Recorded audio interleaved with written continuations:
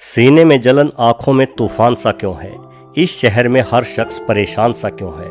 दोस्तों, ऐसा लगता है कि वर्तमान समय हम इंसानों के लिए कुछ ज्यादा ही कठिन चल रहा है। कोरोना वायरस का कहर हर दिन बीतने के साथ बढ़ता जा रहा है। उस पर एक नई खबर ये भी सुनने को आ रही है कि इसी साल यानी 2020 में ही 29 अप्रैल को एक एस्टेरॉयड हमारी धरती से आ टकराएगा, जिससे इंसानों का नामो निशान मिट जाएगा। तो क्या सच में हम इंसान अपने ग्रह समेत नष्ट होने जा रहे हैं? और अगर सच में कोई एस्टेरॉयड हमारी पृथ्वी से टकराने आ रहा है तो उससे बचने के लिए इंसानों द्वारा क्या कदम उठाए जा सकते हैं? आज के वीडियो में इसी बारे में जानते हैं। दोस्तों, इस ब्रह्मांड में खरबों तारे हैं और जितने तारे हैं उनसे 100 गुना अधिक ग्रह या उपग्रह हैं, और जितने ग्रह या उपग्रह हैं उनसे लाखों गुना अधिक ये चट्टानें या एस्टेरॉयड्स हैं हमारे सौरमंडल में।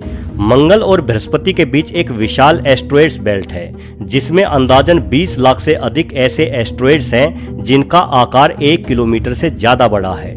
माना जाता है कि ये एस्टेरॉयड किसी बड़े ग्रह के ही टुकड़े हैं और उस ग्रह का ऐसा हश्र किसी अन्य एस्टेरॉयड के टक्कर के कारण ही हुआ होगा। दोस्तों, एस्टेरॉयड्स के ग्रहों से टकराने की घटना ब्रह्मांड में हर पल घटती रहती है, लेकिन जीवन सिर्फ उन्हीं ग्रहों पर फल फूल पाता है जहां ऐसी घटना ना के बराबर होती हो। हमारी पृथ्वी पर सिर्फ ऑक्सीजन की मौजूदगी और आदर्श तापमान के कारण ही जीवन नहीं पनपा है।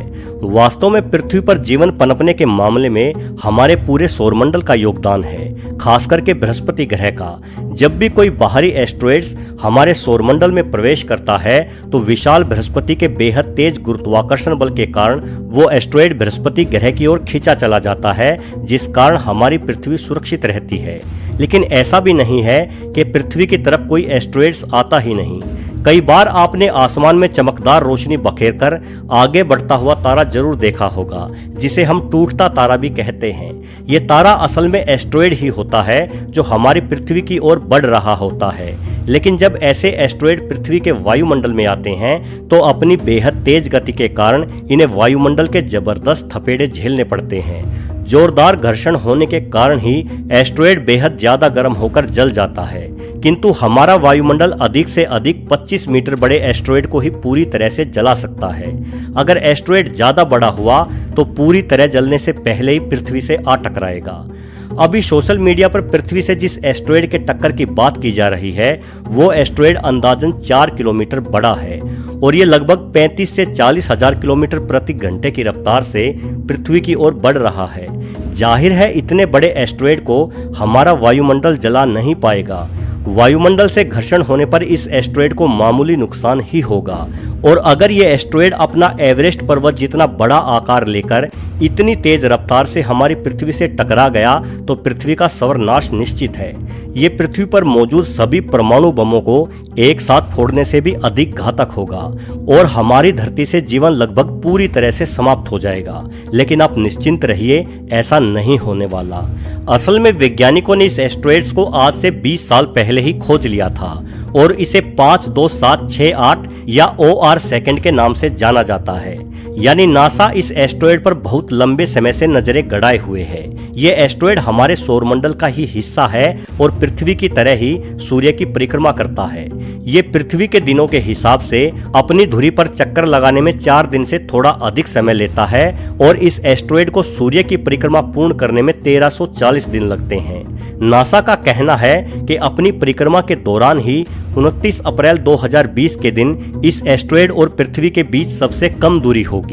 कम दूरी का मतलब ये नहीं है कि इस एस्टेरॉयड को आप अपनी छत पर खड़े होकर निहार सकेंगे। कैलकुलेशन के अनुसार 29 अप्रैल के दिन ये एस्टेरॉयड पृथ्वी से 62 लाख किलोमीटर से भी अधिक दूरी बनाए हुए आगे बढ़ जाएगा। ये दूरी पृथ्वी और चांद की दूरी की तुलना में भी 16 गुना अधिक है।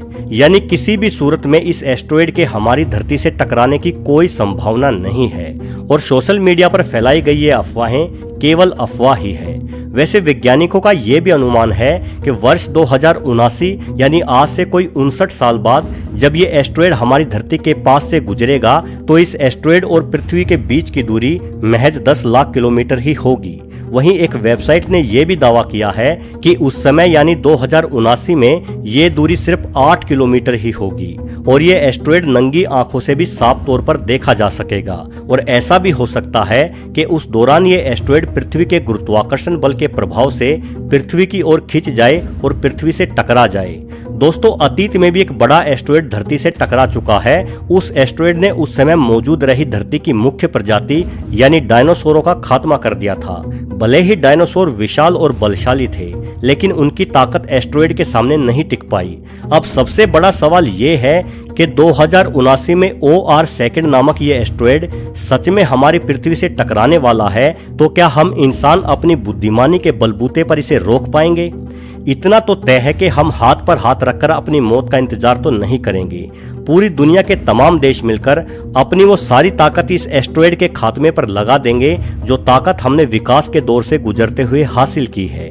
दोस्तों, नासा के पास ऐसी कई परियोजनाएं हैं जिससे एक एस्ट्रॉयड को तबाह किया जा सकता है। चलिए उन योजनाओं के बारे में जानते हैं।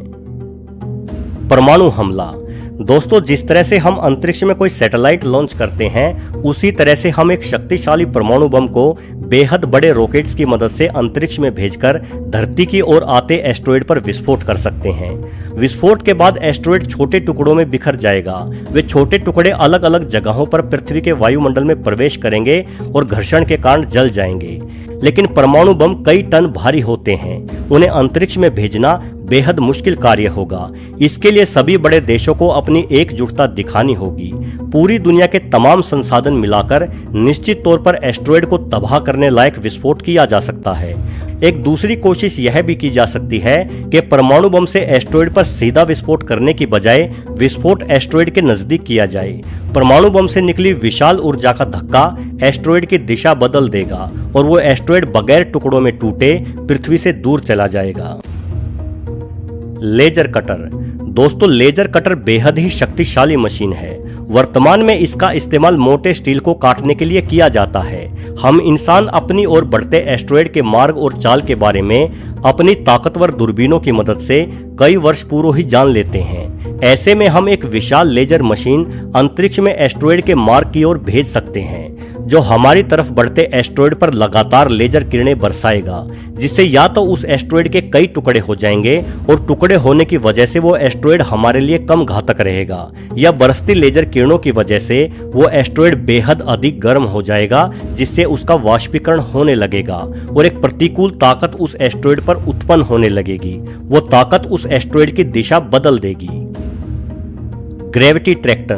दोस्तों, हमारे वैज्ञानिकों के अनुसार ये उपाय प्रयोग में लाना भले ही मुश्किल हो, लेकिन है बेहद सार्थक और कम जोखिम भरा। ग्रेविटी ट्रैक्टर मानवों द्वारा बनाया गया सौर ऊर्जा चलित कृत्रिम एस्ट्रॉयड होगा। इसका भार हमारी ओर बढ़ते एस्ट्रॉयड की तुलना में कम से कम 10% अवश्य होना चाहिए।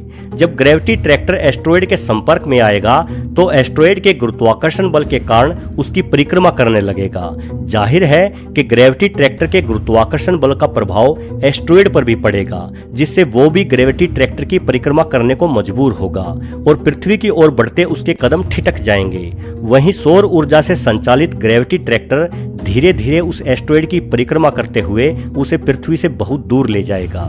दोस्तों, इंसानों द्वारा की जा सकने वाली ये कोशिश कितनी सफल हो सकती है, इस बारे में कोई दावा तो नहीं किया जा सकता, लेकिन अधिकतर वैज्ञानिकों का ये मानना है कि हम तकनीकी रूप से इतने विकसित हो चुके हैं कि हमसे टकराने वाला एस्ट्रॉयड अगर 5 किलोमीटर आकार तक का हुआ तो हम उसे धरती से नहीं टकराने देंगे। या तो उस एस्ट्रॉयड का मार्ग बदल दिया जाएगा या उसे एक धमाके के जरिए नेस्तो नाबूद कर दिया जाएगा। वीडियो को आखिरी तक पूरा देखने के लिए आपका बहुत बहुत धन्यवाद।